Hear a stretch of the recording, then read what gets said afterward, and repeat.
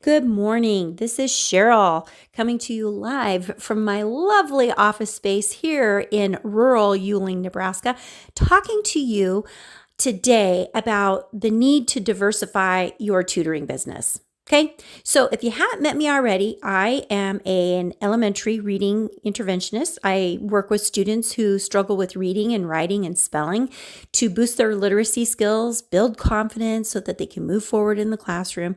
I've got very systematic approach that, of course, is flexible enough that I can change things, but it's very systematic in the fact that I'm teaching the basic phonics that they need in order to be successful to move forward with those reading and writing and spelling skills. I also support tutors with their technology. And I think sometimes people think I'm an expert in a lot of different things because I share a lot of information. Now, I might be an expert in trying things. But what I can say is I am an expert in Google Classroom, and I can help you move your in-person tutoring to online. But my talk today is really about diversification. And the reason I want to talk to you about diversification is because sometimes we start with an idea that we think is really going to work. We're going to have a huge reach and a really big impact. And then for whatever reason, whether it's the political climate, the economic situation people are in, or just the season of life that people are in, sometimes our reach is far and it could be deep, but maybe people don't need our services. Okay. And you should never take that personally. Please do not take that personally. If you're like, oh man, what I was doing last year isn't working this year. Well, it's okay. Think about what can you do to change that in your favor. And as a private entrepreneur, you have to figure out what works best for you. And nobody can do it for you, but they can give you a lot of suggestions. And then you can just pick and choose. It's a little bit like going into your favorite store, whether it's a market or it's a big chain store, and you're looking for something really specific, but you don't really find it, but you find something close. That might work. But think about what's inside of the market or the store front that you're in. They probably don't just carry one thing. If they carry, let's say you walk into a shoe store, they might branch out a little bit. They might have things like not just sneakers, but they might have dress shoes, or they might have sandals or hiking boots. And then maybe they've got some socks, and maybe they don't just have ankle socks, but they've got compression socks that go up to your knees, or maybe they've got yoga socks, so that you won't slip on your mat. So they're all kind of within the same realm, and they all serve something similar to cover your feet, but they support in different ways. Okay. And so that's what I really want to get down to. Like, does your business just have to stay exactly the way that it is? And I think as you move forward and you find out what works for you, you pivot and you make changes. And so I'm right now giving you permission to say, you know what? If this isn't working the way it was working last year, what do I need to do to re-examine what I've been doing and make a change? Now, if you're like my husband, change is really hard. He will sit there and he'll think about it and almost overanalyze it. And sometimes you just have to take the leap. And again, if it doesn't work out, don't panic. It's not like you've probably lost anything. Let's think about what you've gained when you've made a change. I know from personal experience that every single time that I try something new, I always learn from it. So something that I did that was recent and that was new is I decided to do some in-person marketing, which is kind of challenging when you're a reading tutor. How are you going to do that? Well, I decided to jump into the market, as in like open air markets and craft fairs. Now, I initially thought, I could go and I could sell some things, but then I quickly discovered that I didn't have my paperwork to do that. So I'm going to be talking with my Tech Hub for Tutors group members and guests tonight and I have to think about what the date is. Tonight is Wednesday, September 4th. So when this is posted, it's already going to be past. But my Tech Hub for Tutors members are going to get the recording. I'm going to tell them what I needed to accomplish in order to do that. Now, it's going to look very different for whatever part of the world that you're in, but you do have to do a little bit of homework, and I skipped that step. But I don't call what I did a fail because I handed out 142 pieces of educational material to people, grandparents, aunts, uncles, parents, kids that walked by. I just said, hey, would you like a book? I'm handing them out for free. Is there a book here that you'd like? And then, of course, they grabbed one. And they said they were all so sweet. And they all said thank you. And they ran off to show their parents. But every piece of material had my contact information on it. So to me, that's more of word of mouth. Now, is that kind of just like throwing seed into the wind, hoping something blooms and blossoms? Maybe. But I had several parents come and really chat with me. And then I noticed on the behind the scenes, when I looked at my analytics, the one thing that I noticed is that I got a couple new subscribers on my Tutoring with Sheryl YouTube page. So somebody looked at it, whether they found me on YouTube and said, oh, I want to follow this person, or they looked at my information and said, oh, I think I'll subscribe and see if I can get more information. Well, there you go. I was able to have a broader reach. Now, going to a market sounds scary, but it's really not. It's just finding one and figuring out what you have to do. My next step is going to be to go to another market, but I'm going to take some educational materials that are purchasable because I gave out a lot of really nice stuff for free. And I lost money on it. Now, was it meant to lose money? Not really. Do I call that marketing? Absolutely. But now that I have the confidence, did you notice I said the word confidence, just like we build in our students? Now that I have the confidence that what I'm handing out is really good, I am now going to move forward and put a price tag on that because I used resources that came out of my pocket to share that information. So I think we have to look at it as, maybe give a few things away for free to see if there's even a market for it before you make it. And that was really the purpose.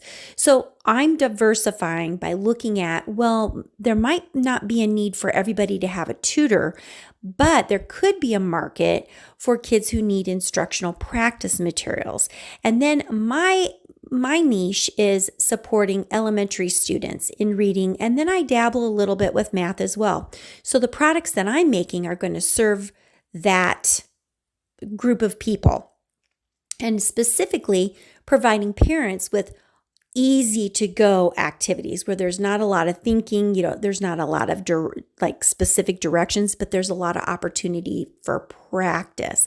And I think that's where you kind of have to get what is it that I want to provide that's really going to be solid and it's going to support the parents the way they need to be supported. So that's what I wanted to talk to you today about, getting some diversification. Now, I know a lot of people will put their products on Teachers Pay Teachers. And I have absolutely nothing against Teachers Pay Teachers. I even have a storefront there.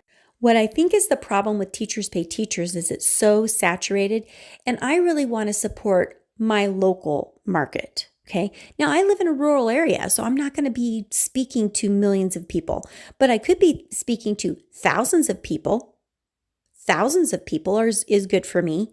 And if I show up and I'm present and I'm showing myself that I'm there and available, because I don't have a storefront, okay, I'm tutoring out of my own house, I have to be visible. I have to be available. So there's a lot of other ways that you can do this. I used to blog a lot. I had a WordPress site. I would blog every week and I got traffic, but I only got one student off of that. So I was giving a lot of information out for free. Most of my students actually come from Facebook. So I don't want to ignore my Facebook page. I know that I have a presence there. I know that there's a market there. But if I only have, let's say, and I don't have, my computer actually went to sleep right now. I could look to see how many people are following me. I think it was 300 and some, 300 or 400. That's not a lot. That's not a lot of people. Okay. When you think about the number of people that there are in the world, that's a very, very small segment of that. Let's just open up my Tutoring with Sheryl Facebook page and we'll check it out. So click, click, click. I have 331 likes and 415 followers. And out of those, I know that many of them are actually tutors. So, I'm providing support for tutors. I'm providing support for families. Then we jump over to my YouTube page. That is also something that I think a lot of tutors kind of just ignore. Now, I don't do a lot of things as far as doing instructional videos for like how to teach reading. But I do a lot of things like this where I just record into my phone and then I tell parents or people who are listening about whatever it is I'm talking about. So like today I'm talking to tutors about spreading their marketing or spreading their reach in different areas. So this might show up on my Tutoring with Sheryl page because when I post this to my Spotify, it goes there, but I can also use it on my Tech Tutor Innovate. So in the last, I think it's probably been, I think I started this in April, really kind of ramping up my YouTube page. I now have 90 followers, which I think is really good for just a private reading tutor. I think that's great. On my Tech Tutor Innovate, I've only had that one up and running for 3 months, and I have a smaller following there. I only have 7 subscribers, but I don't get too worried about that because what I do is I go in and I look at the analytics to see who's actually watching it. And it is really interesting. That's, I think, where you have to dig deeper and find out what is it that you're sharing that people are really interested in. So I know that I have 2 groups of people watching my Tutoring with Sheryl YouTube page. It is not just the families. It is also the tutors. So I recently posted a chat, bookkeeping, dream, or nightmare. I've had 3 views in 13 hours. Now, if I go in there, I'm just going to pull it up. It might start talking, so we'll shush it. Okay, I'm going to look at the analytics on that. Takes a second. My overview is 4 views. My reach was, let's see here. I had 186 impressions, 1 view from an impression. I had... I was a suggested video for 25% of the time. And let's come back up here. Who's my audience? My audience, not enough information, but 67% were subscribed. 32% were not. Okay. So that's good. I mean, and as far as engagement, people went all the way out to 14 minutes before they dropped off. How long is that video? It's 17 minutes long. So that's pretty good. So my channel average is 94%. I'm not sure what that means for liked material. And my reach, my traffic resources, my features are browse features. So that's really important when you're putting your information in. You want to have keywords in there. I was, again, suggested 25% of the time. 25% of my viewers came from notifications and nobody searched for it. Okay. So then I need to think about, well, if nobody's searching for it and I'm just relying on organic growth, I need to really look at, can I go back in and can I change the words that are in my description to more searchable things? And I didn't put anything like hashtags or anything like that. So I could totally go in and do that. So that's what I really want you to think about when you're thinking about diversifying.